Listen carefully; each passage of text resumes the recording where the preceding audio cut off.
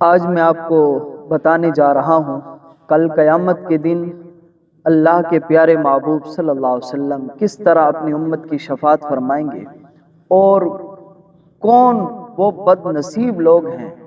جن کے حوالے سے میرے پیارے محبوب صلی اللہ علیہ وسلم نے اپنی ذہری حیات کے اندر بتا دیا کہ یہ لوگ جو ہیں یہ میری شفاعت سے محروم رہیں گے۔ آؤ سنیے، صحیح بخاری شریف کی حدیث مبارکہ ہے۔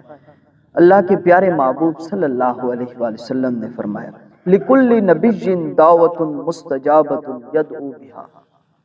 فرمایا اللہ کے پیارے محبوب صلی اللہ علیہ وآلہ وسلم نے کہ اللہ تعالی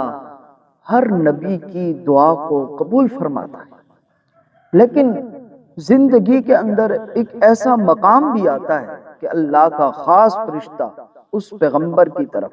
تشریف لاتا ہے، گویا کہ حضرت آدم علیہ السلام سے لے کر حضرت عیسیٰ علیہ السلام تک، اور پھر اس کے بعد میرے پیارے محبوب صلی اللہ علیہ وآلہ وسلم کی ذہری حیات کے اندر ایک ایسا فرشتہ آتا ہے خاص طور پر اللہ کا حکم لے کر،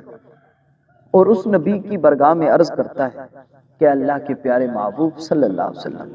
آپ جو بھی دعا مانگیں آپ کی دعا جو ہے وہ ابھی قبول ہو جائے گی۔ اللہ اکبر۔ میرے نبی کریم سرور کائنات صلی اللہ علیہ وسلم فرماتے ہیں کہ میری برگاہ میں بھی آیا تو میں نے وہ دعا جو ہے اپنی امت کے لیے محفوظ کر دی ہے۔ میں وہ دعا خاص طور پر کل قیامت کے دن اپنی امت کی شفاعت کے لیے محفوظ کر رہا ہوں۔